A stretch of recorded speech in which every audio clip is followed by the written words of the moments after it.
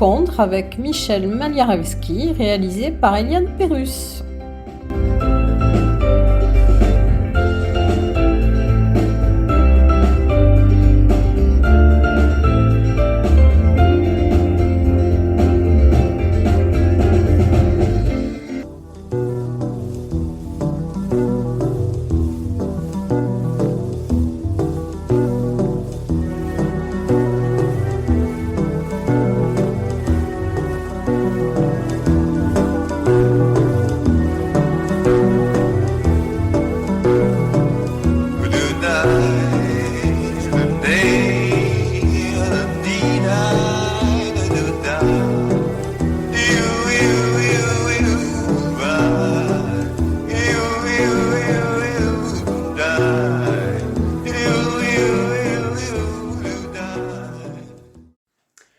Dans Rencontre avec, aujourd'hui, je reçois quelqu'un qui a parcouru pratiquement la moitié de la planète, qui a été journaliste, photographe, globe-trotteur, qui s'intéresse aussi à la musique, enfin beaucoup de choses, qui a une curiosité même parfois maladive, parce qu'il s'intéresse à plein de choses.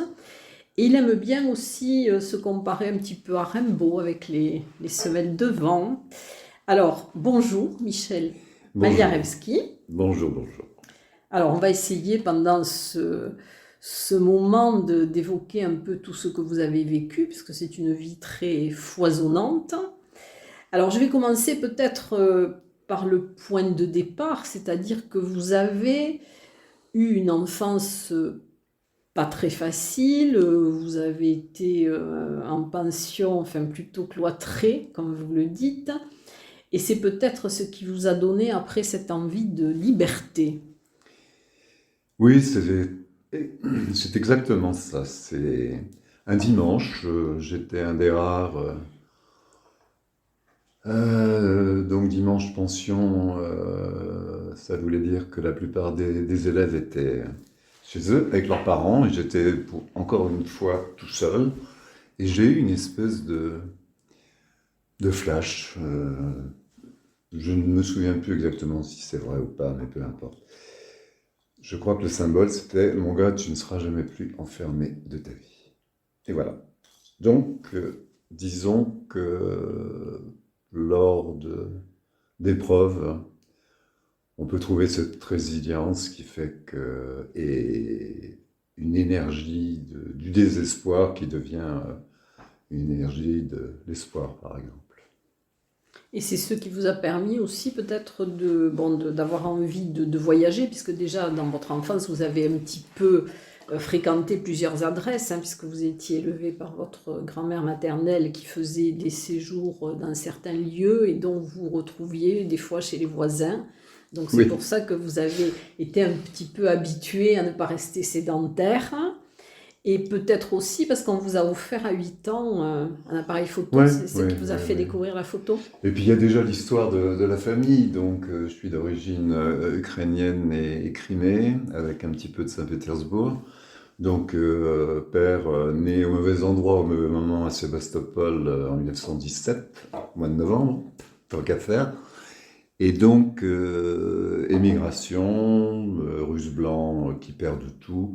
Donc une espèce déjà d'appel au voyage, à aller voir là-bas si j'y suis. Et puis du côté de ma mère, origine italienne, flamande et ch'ti, donc tout ça, et avec des vies difficiles, puisque après l'émigration, des deux côtés, enfin surtout du côté russe, ça a été très dur pour les grands-parents. Donc, pas spécialement de propriété, pas d'esprit de construire quelque chose, si ce n'est aller découvrir le monde. Et l'appareil photo vous a fait découvrir la photographie? Oui, mon père avait un très bon boulot. Il travaillait pour une compagnie, je crois qu'il existe toujours, qui s'appelait la Compagnie française pour l'Afrique occidentale. C'était assez marrant, il achetait 100 000 bonnets au Ghana, il partait aux Émirats pour acheter, je sais pas, 50 000 plumeaux, et puis, enfin bref. Et un jour, il est rentré du Japon avec un petit appareil photo qui était assez révolutionnaire, parce que c'était quand même dans les années 56 ou 7. Et voilà, c'est parti. À partir de ce moment-là, la photo est devenue Mon plus fidèle frangin, ou comme mes chiens, c'est pareil. La photographie a été ma compagne ou ma muse qui m'a permis de ne pas m'ennuyer quasiment toute ma vie. Et alors, vous avez une manière d'ailleurs de parler de la photographie ou enfin, de l'acte de photographier. Vous dites que pour photographier, il faut être à la fois un Indien et un cow-boy. Exactement. Il faut avoir cette espèce de perception quasiment d'abandon qui, bon, c'est peut-être un peu des clichés, mais je pense que les Indiens, les Amérindiens avaient quand même une certaine spiritualité. Donc il faut percevoir le monde, le regarder, mais le problème c'est que quand on est photographe, si on ne tire pas au bout d'un moment, on n'a rien. Donc il faut être cow-boy et indien, et c'est pas toujours évident. Et alors, vous parlez de la gymnastique aussi, quand Oui, il faut... de la danse. Oui. Oui, parce que c'est très physique la photographie, c'est déjà une énergie énorme de d'attente, de concentration, et c'est du physique. Et d'ailleurs, bon, j'ai enseigné à l'école de journalisme à Paris, et j'ai refait un peu disons, travailler le travail d'un photojournaliste qui était un grand bonhomme, mais qui était un peu vieux, et donc j'étais obligé de m'intéresser à toute l'histoire de la photographie, et je garde deux, trois phrases, dont celle de Robert Capa, qui a été quand même un grand bonhomme, et qui a dit: si vos photographies ne sont pas bonnes, c'est que vous n'êtes pas assez près. Et près, c'est pas une histoire d'enclencher, c'est de la proximité. Il faut être dans le sujet.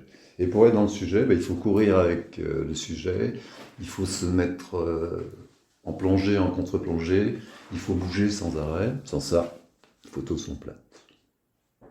Et c'est Henri Cartier-Bresson aussi qui a parlé de l'instant définitif.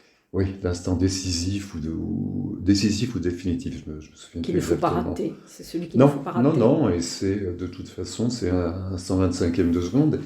Et ce qui est amusant, c'est que certains photographes de sport, qui est une discipline, ou animalier, qui est une discipline, j'en ai fait un peu, mais bon, j'étais loin d'être. C'est tout un travail particulier.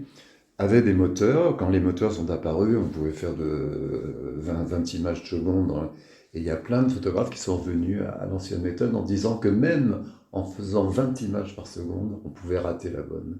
Et que l'instinct, le travail, l'expérience faisaient que c'était le moment ou c'était pas le moment. Ce fameux moment décisif où...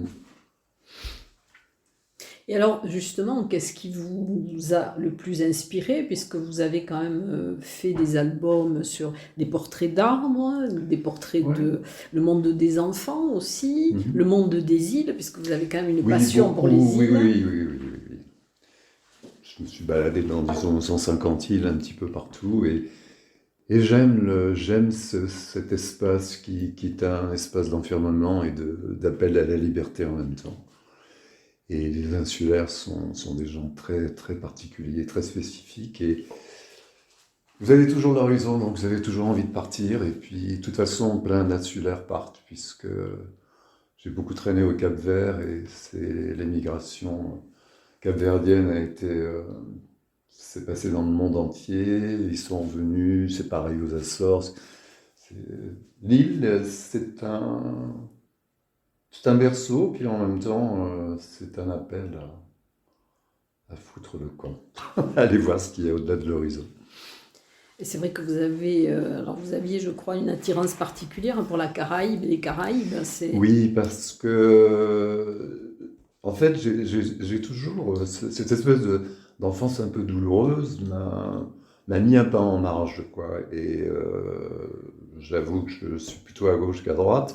Et j'ai un certain respect pour les gens simples, et j'ai horreur de l'injustice. Et j'ai beaucoup travaillé sur l'histoire de l'esclavage dans la Caraïbe et en Afrique aussi, à Zanzibar, parce que je trouve ça effrayant.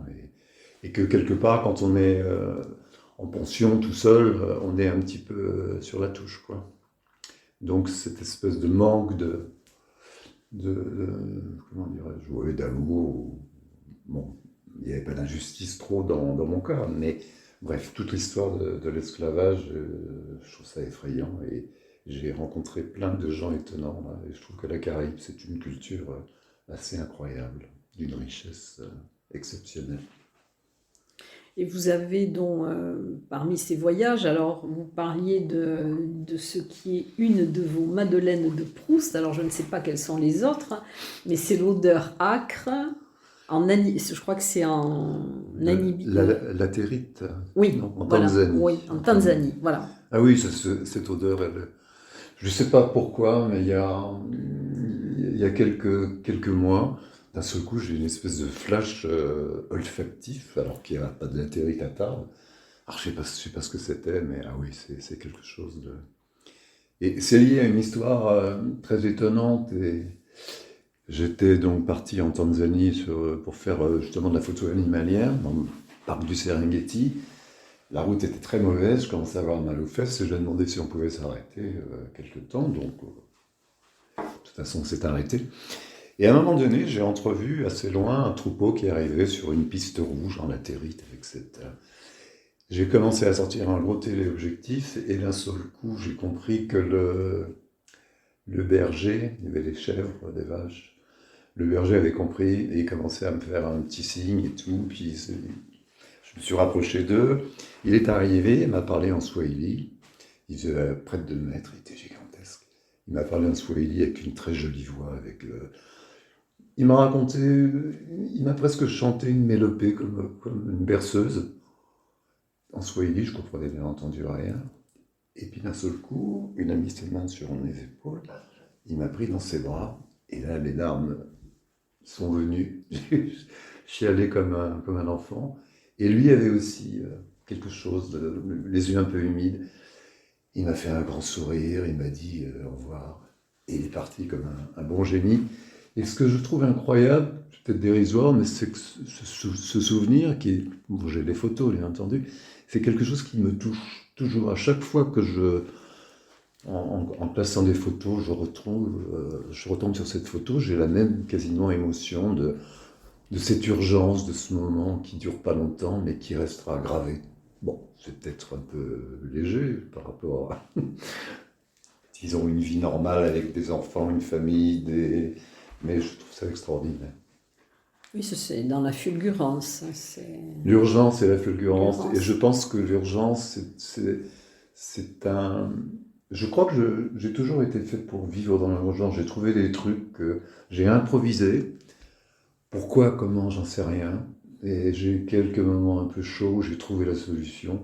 Comme ça, elle m'est venue et voilà. Pourquoi, je ne sais pas, mais en tout cas, je pense que plus on ose, plus on essaye. Et je pense qu'on a une certaine grâce. Vous parliez des... Je ne me prends pas pour Rimbaud, mais j'adore cette phrase. Les semelles de vent. Et je pense qu'à l'époque, j'avais une grâce et qu'il y a des êtres qui ont cette espèce de grâce qui... Ils l'ont, et puis ils avancent, et puis ça passe. Ça a failli casser, mais ça passe. Oui, alors quand vous partiez, parce que vous avez voyagé quand même de 1975, je crois, à 2015, Ouais. Donc ça fait quand même 40 ans. Ouais. Donc vous avez effectivement parcouru beaucoup de continents et beaucoup de pays dans lesquels vous êtes revenu aussi plusieurs fois. Ouais.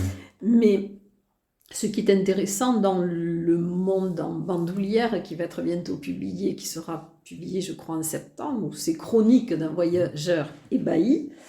Ce qui est intéressant, c'est de voir cette recherche aussi, alors pas que de ce qui se voit, mais je veux dire cette rencontre des peuples, des gens, cette manière aussi de fonctionner, c'est-à-dire d'emprunter des moyens de transport locaux, des taxis brousse ou autres, c'est cette volonté de se mêler à la vie des gens que vous allez voir.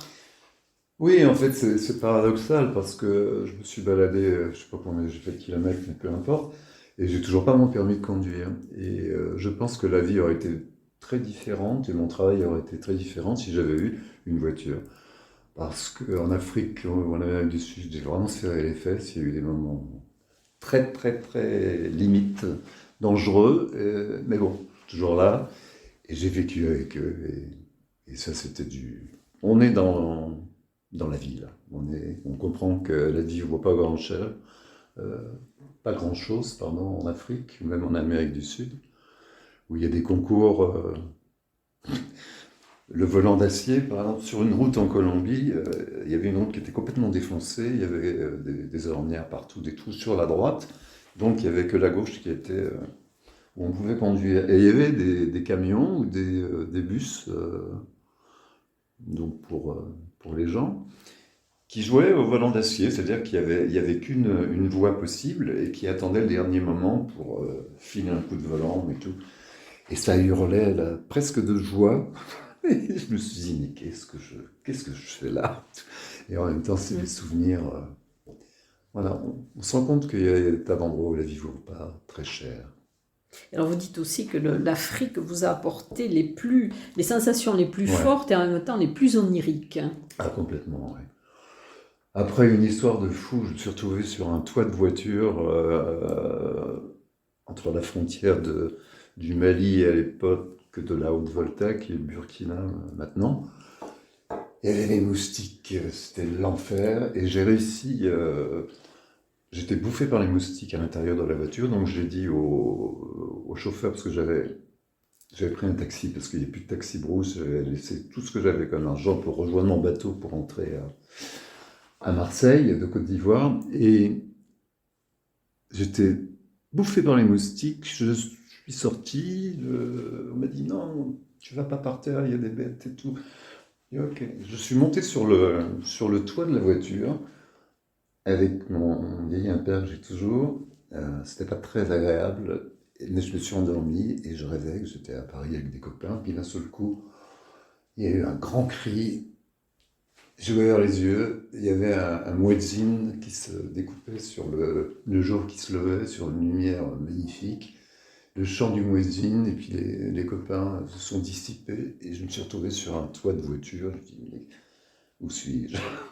Ce genre de choses. Et il y a eu plein de trucs comme ça en Afrique, parce que c'est complètement fascinant, quoi, ce pays.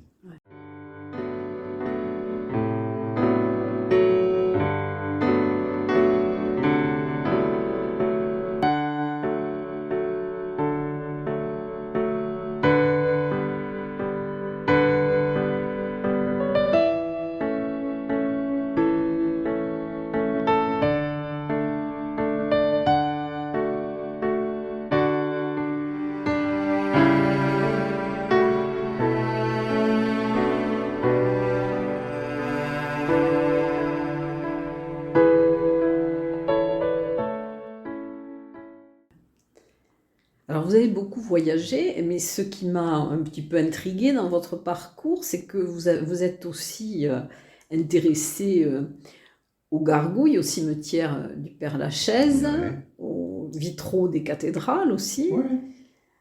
Pourquoi le Père-Lachaise? Parce que un jour, je me suis retrouvé au-dessus du Père-Lachaise dans un appartement, et ça a commencé, la cohabitation a commencé. Elle avait déjà débuté avant, j'avais fait plein de photos, et en fait, j'aime bien, j'ai toujours aimé les cimetières. Et il y a une phrase d'un philosophe ou un poète romantique allemand du mouvement Sturm und Drang, la tempête et je ne sais plus quoi, qui a dit il n'y a de vraie paix que dans les cimetières. Et en fait, c'est vrai. Et le cimetière du Père-Lachaise, c'est quand même un endroit assez extraordinaire. Donc j'ai eu la chance d'avoir un double page, qui était une revue assez prestigieuse à l'époque, qui m'a beaucoup aidé dans ma carrière, qui s'appelait Le Livre d'or des grands photographes. Donc pendant 2 mois, j'étais un grand photographe. Et puis après, les cathédrales, parce que je pense avoir une certaine spiritualité, et j'ai toujours été fasciné par l'époque gothique. Ce passage du religieux à l'humain, à l'époque où l'homme achète des vitraux, les compagnons sont dans l'église, et puis en vieillissant, c'est le roman qui me passionne plus maintenant. Et les gargouilles? Bah, les gargouilles, ce que je trouve assez terrible, c'est que j'ai toujours pas vu de livre sur les gargouilles. Bon, je peux pas non plus savoir si il n'y a pas eu un livre d'édité. Et chez Flammarion, j'avais fait un bouquin sur les vitraux. Et il m'avait demandé de faire le texte, qui était effroyablement mal payé. Et je dis non, non. Donc on a donné à quelqu'un qui l'a très bien fait d'ailleurs. Et après, il y avait le projet de faire les gargouilles. Ils m'ont dit, comme vous avez refusé de faire le texte, on ne fera pas le bouquin sur les gargouilles. Donc il a toujours pas, enfin, je n'ai toujours pas, je n'ai pas toujours fait, je n'ai toujours pas fait, pardon. Peut-être, hein. Oui, mais j'ai plus le courage de, c'est compliqué de. Alors, moi j'aimerais que vous me racontiez quelques anecdotes, parce que vous êtes aussi intéressé à l'astrologie, et j'aimerais Ah, bien que vous me parliez de votre présence sur le plateau de Michel Polac. écoutez, j'appelle une femme remarquable qui s'appelle Joëlle de Gravelaine, qui a vécu avec un grand peintre français, je me souviens, peu importe, et qui avait créé une série, une collection qui s'appelait Un homme, un destin, ou... Non, enfin peu importe. Le premier ouvrage s'appelait Saturne ou l'herbe des âmes, Claude Métra, qui était un écrivain remarquable. Je crois que c'est un des plus beaux livres que j'ai lus de ma vie, qui était la symbolique de Saturne, mais traitée d'une manière extraordinaire. Et j'avais un projet sur Uranus, donc c'est le fils, le père de Saturne. Enfin, bon. Je l'appelle, on discute. J'avais fait un petit projet de 20 pages, et à la fin, elle me dit, est-ce que vous êtes au courant qu'il y a science contre astrologie, Michel Polac? Je lui dis non. Elle m'a dit, on a besoin de gens comme vous. Moi, j'avais 30 ans, je revenais de je sais pas où, j'étais bronzé, j'étais beau mec. Et vous allez crever l'écran. Et puis dans le métro, je gamberge, j'arrive chez moi, je cherche le numéro, j'appelle.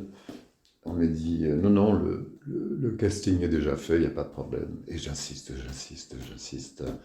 Et la fille me dit, bon, écoutez, prenez une feuille, écrivez 12 avril 1922, je crois. 20 pages, 20 lignes là-dessus, et dans 1 heure, il y a un coursier qui passe. Bon, j'y vais, je dresse le thème, je balance, je ne cherche pas. Le coursier passe, le téléphone sonne une demi-heure après, et la fille me dit, bon, Michel Polac a lu ce que vous avez fait, c'était son thème, il a été complètement bluffé, il n'aime pas du tout l'astrologie, mais il a été bluffé, il a réussi à virer Elisabeth Tessier, qui était détestable. C'est vous qui l'a remplacé. Voilà. Et je suis passé, donc j'ai pas pu beaucoup m'exprimer parce qu'il y avait un affreux Jojo qui m'a coupé la parole sans arrêt et qui avait une position très ambiguë puisqu'il travaillait au CNRS. Il voulait descendre l'astrologie et en même temps il la défendait, il a écrit un bouquin, enfin bref, il m'a emmerdé toute là. Mais c'était assez marrant, puis pendant des mois le téléphone a sonné parce qu'ils avaient donné mon numéro, que j'étais, bon j'avais 30 ans, j'étais un peu glamour et je me suis dit qu'est-ce que tu fais? Tu prends une plaque, tu fais de l'astro, tu es obligé de faire payer. Et qu'est-ce que tu vas faire? Tu vas être obligé de dire à quelqu'un ah oui, quand vous serez heureux ou heureuse, ou quand serez-vous riche, serein, sereine? Non, donc je ne l'ai pas fait. Voilà. Mais je pense que j'aurais pu faire pas mal d'argent avec ça. Mais c'était pas mon truc. Alors, une autre anecdote que vous m'avez racontée l'autre jour, c'est celle qui s'est passée euh, dans un monastère copte Ah à là là, côté oui. du Caire. Ouais. Donc, vous assistiez à un mariage et vous avez demandé à quelqu'un, il t'a donné une recette de Oui, en cuisine. fait, mon copain qui habitait Paris, en fait, c'est une vieille amie que j'ai retrouvée par l'intermédiaire d'un Californien en Allemagne de l'Est qui me dit oh, vous habitez au Puy Saint-Gervais dans le 9-3? Donc ça, c'était en Allemagne de l'Est.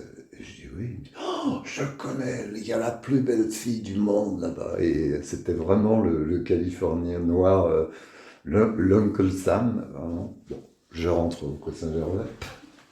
Je prends le téléphone. En fait, c'était une vieille copine que j'avais perdue de vue et qui était militante, féministe, très à gauche, et en fait qui s'est mariée avec un, un Égyptien qui était au CNRS. Et puis un jour, donc, il me demande à moi et ma copine si on vient au mariage. On dit bah, bien entendu. Mais en fait, c'était au Caire, bon, peu importe. Et nous voilà donc dans un monastère.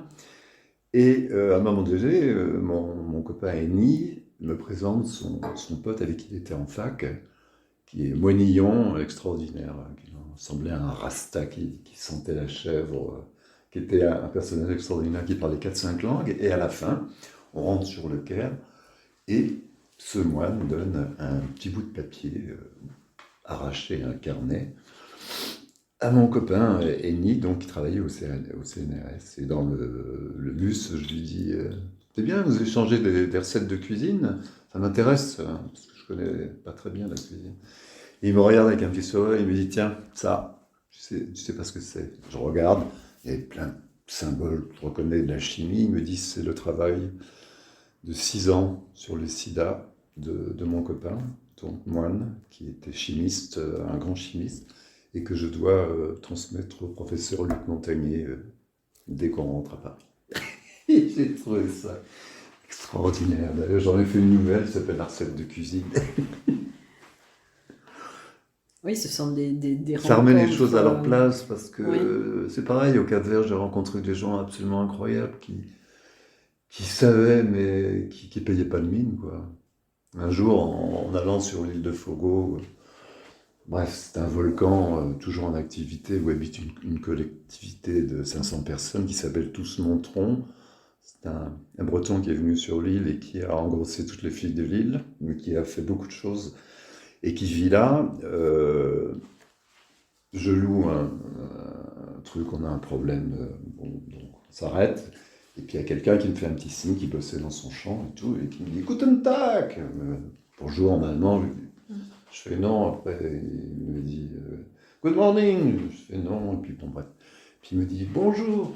Et j'ai discuté un quart d'heure avec lui, ce bonhomme à qui on aurait donné 2 euros, parlait 4-5 langues, il avait travaillé aux États-Unis, à Rotterdam, en Allemagne, comme docker, et il était juif. Et c'est là où on se dit que chaque être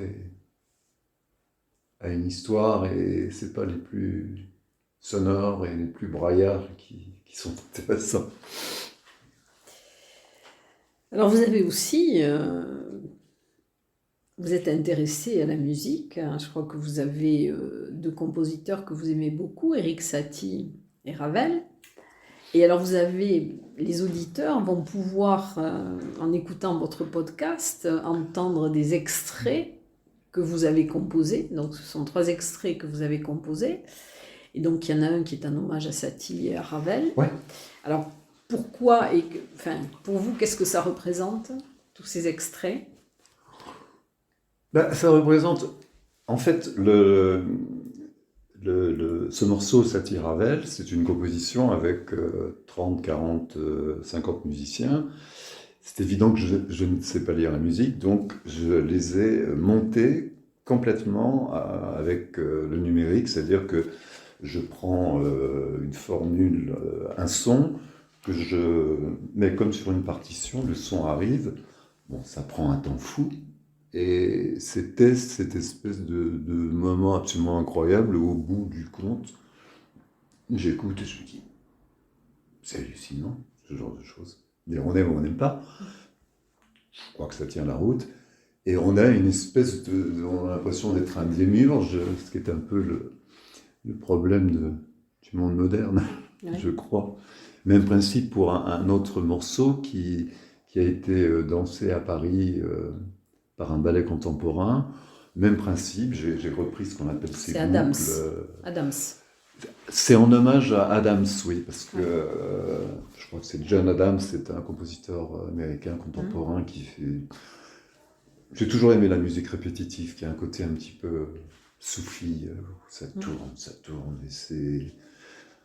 Voilà, et puis je crois qu'il y a un autre morceau qui est l'époque où je chantais, où je chante beaucoup moins, parce que j'ai pas de respiratoire, donc c'est un peu plus compliqué. Et surtout, c'est une improvisation un peu scat, où ça swing, et quand je réécoute ça, j'ai l'impression d'avoir toujours mes semelles devant. Et ça vous fait voyager, ça vous fait rêver. Oui, Donc oui. quels sont vos compositeurs, à part Satie, Ravel? Oh, il y en a tellement. Stravinsky, j'ai beaucoup d'affection pour Bartók, parce qu'il a fait des choses extraordinaires, puis il a eu une vie épouvantable. Mais il y en a tellement, et puis j'ai vécu quelque temps avec une diva qui qui était la mezzo-soprano des Arts Florissants, qui est considéré comme un des plus grands groupes de musique baroque au monde, même le meilleur dans l'époque. Et Monteverdi, toute cette musique baroque, je trouve ça magnifique. Mais tout m'intéresse en fait. La musique balinaise, la musique africaine. Alors pour en revenir à votre quête journalistique, vous dites que le fil rouge, c'est d'être dans l'instant, dans le... Comment dire, il faut être au milieu et en même temps, il faut être acteur et spectateur. C'est votre fil rouge. Oui, la contemplation, c'est une chose. J'ai passé, je ne sais pas combien de temps à regarder la mer, mais avec un appareil photo, et c'est pas du tout la même chose. C'est-à-dire que on est dans l'abandon quelque part, mais on est toujours en éveil. Donc c'est un peu pervers, enfin c'est pas pervers, c'est un côté mortifère, la photographie, parce que ça fige, quoi. Et il y a une très jolie phrase, je trouve que c'est une des plus belles phrases qui a été dite par Christian Cojol, que j'avais invité quand j'enseignais à l'école de journalisme, parce que j'avais même invité Douaneau, des gens, c'était un bonheur. Et Christian Cojol, qui a créé le style Libé, qui est un personnage très étonnant, très simple, a dit « La photographie, ça n'est ni la vérité, ni un mensonge ». Et je trouve que c'est la phrase la plus juste au niveau de la photo. On peut rendre quelqu'un très laid, quelqu'un de très beau, on peut le rendre très laid, quelqu'un qui n'est pas spécialement beau, on peut le rendre beau. C'est donc une espèce de dimension assez incroyable. Donc, quand il n'y a pas de photographie, il y a l'écoute, le regard sur les gens et leur voix, leur façon de regarder, leur tic, leur façon de marcher.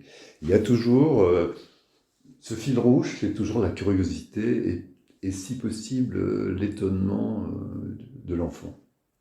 Oui, ce côté ébahi. Voilà. D'être devant, je ne sais pas, il y a des choses bêtes qui m'ébahissent encore. Il y a quelques jours, j'étais en train de relire un poème pour envoyer un copain, un poète, sur Aurore boréale. Et qu'est-ce qui se passe à la télé? Pof, il y a un truc sur une aurore boréale. Bon, c'est pas... C'est la synchronicité. Oui, c'est pas extraordinaire, mais ça m'arrive tellement souvent qu'il y a un moment donné, je me dis, tiens, j'ai l'impression d'être un peu en relation avec le monde, et souvent, m'est arrivé des trucs comme ça, des trucs importants, c'est-à-dire que j'ai eu une histoire d'amour qui s'est pas très bien terminée, j'arrivais pas à gérer la chose, et quelques années plus tard, en Grèce, par un temps pourri, je suis rentré de Grèce, tellement j'allais souvent en Grèce, j'aimais bien en avril-mai, mais là il faisait un temps pourri, je me retourne, et d'un seul coup il y avait cette jeune fille qui était derrière, donc que j'ai retrouvée, et j'ai réglé mon histoire, puisqu'elle était mariée, qu'elle était complètement différente, qu'elle avait changé, que moi j'étais plus le même, et qu'on s'aimait plus, et puis voilà, et ça m'a soulagé. Et ce genre de choses, il m'est arrivé plein de choses encore beaucoup plus étonnantes où on a l'impression qu'on est relié au monde. Et en fait, ça me rappelle un peu le Jung, que j'aime beaucoup, qui parlait de ces rencontres qui sont il appelle ça le double. Et en fait, l'image, c'est qu'on a des entités au-dessus de nous qui se passent des rendez-vous. Et je trouve ça très joli. C'est pas très scientifique, mais je trouve ça très joli. Ce rapport au fait d'être en relation avec le monde et d'avoir des antennes et de retrouver. J'ai retrouvé des gens dans les endroits, mais ça, bon, je pense que c'est dans le bouquin, c'est écrit. J'ai retrouvé un copain de lycée en plein village, en plein Mali, complètement paumé dans un tout petit village. Il y avait trois cases, non, disons trois maisons, les maisons des Blancs. J'appuie sur la sonnette et puis il y a quelqu'un qui arrive. Qui dit, oh, Giacometti. C'était un copain comme elle dit. Non, moi c'est Maliaretsky. Salut Michel. Bon, des trucs quand même très étranges, quoi. Oui. Et souvent, très souvent. Alors des choses qui ne servent pas obligatoirement à grand chose, mais en même temps on a l'impression d'être relié au monde d'une manière ou d'une autre, quoi. Et alors au niveau de la photographie, vous aviez commencé par l'argentique, non? Oui. Par l'argentique. Ah oui. Alors après Internet aussi, là, De toute façon, j'avais plus un rond et en fait, c'est économique. ouais. Une fois qu'on a acheté le matériel, je me souviens quand je revenais de reportage, j'avais 50, 70 pellicules. Je filais ça dans un laboratoire pro, ça me coûtait la peau des fesses, mais c'était un moment de magie qui n'existe plus. C'est-à-dire que il m'est arrivé de rester un mois et demi dans un pays. Je me souvenais, bien entendu, je me souvenais, j'avais une vague idée de ce que j'avais, mais quand on voit rien, on voit rien. Et après, c'était un rituel extraordinaire. Je m'achetais une très bonne bouteille de vin, j'y passais la nuit, et je regardais, je revivais mon travail, et ce moment était d'une force, il n'existe plus maintenant. Maintenant, on regarde tout de suite. Si c'est bon, hop. Oui, Si puis c'est pas bon, on peut jette. retoucher, on peut retoucher aussi. On peut retoucher, mais ça, à la limite, il y a eu beaucoup de trucage, même en argentique. Il y a un très grand photographe que j'adore, qui s'appelle Harry Grugert, qui est un des grands coloristes. Et un jour, j'avais une expo à Paris sur les cathédrales, et qui était faite par un des meilleurs tireurs de l'Ouest, comme je l'appelais. Et il s'appelle Roland Dufaux, et je ne sais pas s'il est peut-être un peu vieux maintenant. Et j'arrive là-bas, il veut me montrer les tirages, qui étaient des grands tirages au charbon, c'était une technique très... Et je vois des images sur un bureau que je connais, d'Harry Gruyert. Je dis, mais c'est quoi, c'est Harry Gruyert? Il me dit, ouais. Je dis, mais cette photo, il me dit, oui, elle est trafiquée. Il avait des méthodes pour, comme le numérique, pour, par exemple, un bouquet de roses complètement sous-exposé noir, dans une rue à New York où il y a du rouge partout, il a fait ressortir le bouquet en rouge. Donc la photo était bidonnée. Mais en fait, est-ce que c'est grave? Peut-être le résultat, l'esthétique qui compte après. Est-ce que par exemple le baiser de Robert Doisneau qui est complètement trafiqué, est-ce que c'est grave aussi? Évidemment que ça gêne, parce qu'on attend de la photo, quand on voit une photo extraordinaire, on se dit, wow, il a réussi à le faire, alors que moi j'essaye des tas de trucs, j'arrive jamais. Et moi j'ai jeté des tas de photos, et quand j'ai vu que Gruyert, Harry, qui est quand même un excellent photographe, peu importe, avait déjà, dans les années 80, pouvait trafiquer des trucs. Moi, je regardais des photos, moi, je n'avais pas les moyens de les faire trafiquer, quoi. Et alors, qu'est-ce que ça fait après quand on a beaucoup voyagé, qu'on a eu une vie foisonnante et qu'on se retrouve dans ce que certains appellent le bout du monde, le bout de la France, Tarbes? Je pense que chacun a son bout du monde, parce que c'est vrai que quand on arrive en Nouvelle-Zélande, Tarbes, c'est le bout du monde. Comme pour un Tarbais, Nouvelle-Zélande, c'est le bout du monde. Bah, le problème, il est simple, pas de permis, donc pas de voiture, et là, ça se complique, quoi. Ça se complique, et puis bon, de toute façon, maintenant, mes images ne peuvent plus être vendables. Si, certaines, mais et puis je cherche plus à en vendre, d'ailleurs.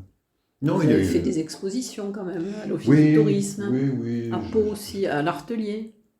Ouais, j'ai fait une dizaine d'expos, surtout la plus intéressante, c'était à Marciac, à l'Âme Bleue, qui est une galerie qui a quand même une certaine cote.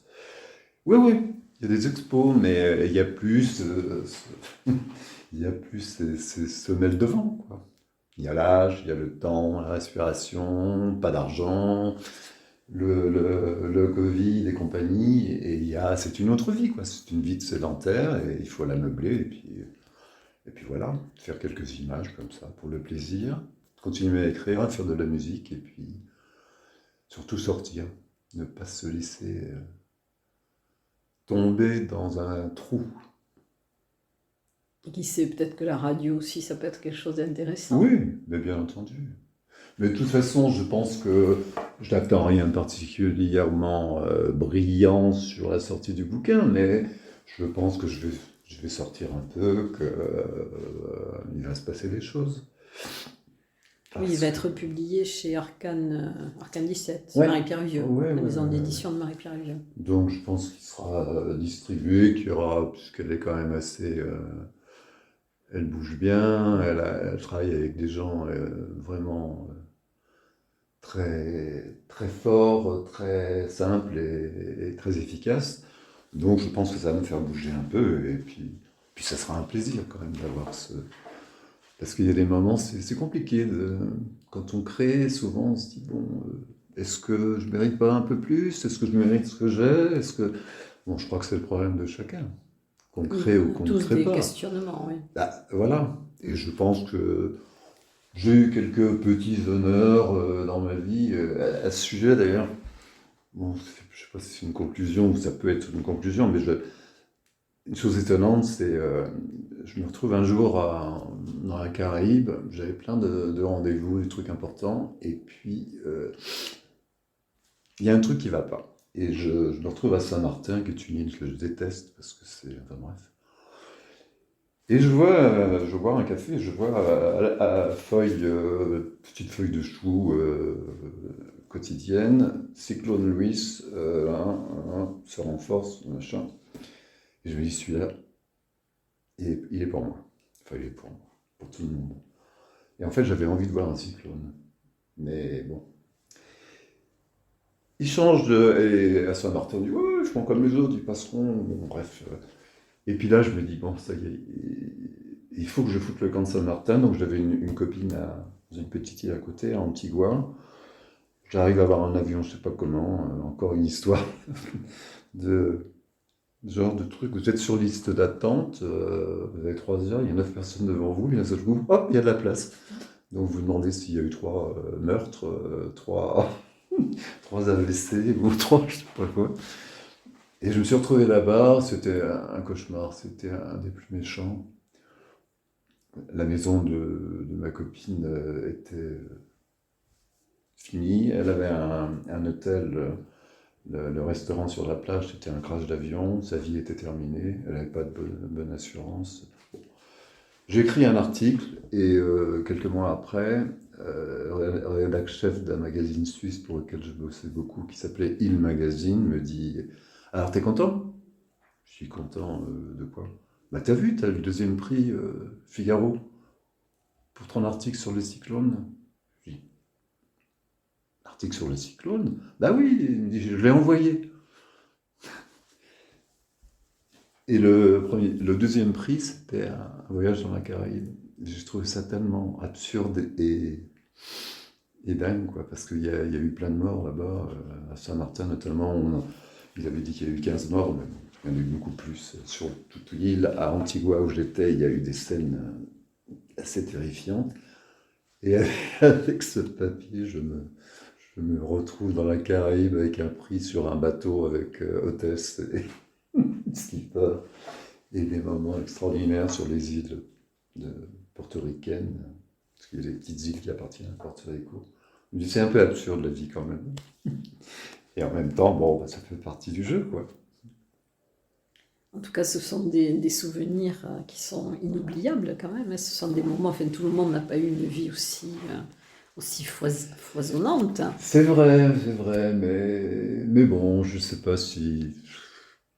J'arrive pas, de toute façon, je pourrais jamais être dans la peau de qui que ce soit d'autre. Alors tout le monde me dit, ah, t'as une vie, ben oui, mais j'aimerais que le présent soit un petit peu plus sympathique. Évidemment, peut-être que j'ai été un peu trop. Ça a quand même duré 30 ans, mais bon, de toute façon, bon, c'est comme ça peut pas toujours être. On peut pas toujours être là-haut, ou ni en bas d'ailleurs. Donc, bon, paraît-il, il faut que je me contente de ça, et c'est vrai, alors les gens, j'imagine, se disent, ouais, merde, moi j'ai pas fait grand-chose et tout. C'est souvent d'ailleurs les problèmes que j'ai eu de relationnel avec des gens qui, par exemple, aller dans une famille, enfin chez des amis, et puis d'un seul coup, un des deux qui dit, ouais, fais rien, nous on bouge pas. Et il commence à s'engueuler et tout, donc moi j'étais toujours plus ou moins bronzé, j'étais aimable et tout. Donc je regardais ma montre, et puis je disais, bon, oh là là, faut que je m'en aille. C'était une espèce de jeu assez marrant, quoi. Ouais. Bon, en tout cas, c'est bien, ce genre de vie. Enfin, n'est pas la vie de Monsieur Tout-le-Monde quand même, mais c'est une vie que vous avez choisie et que c'est ça qui est important. Oui. En tout cas, merci Michel Maliarewski donc pour ce moment, pour ces confidences aussi. Et puis peut-être à très bientôt pour la radio. Pourquoi pas?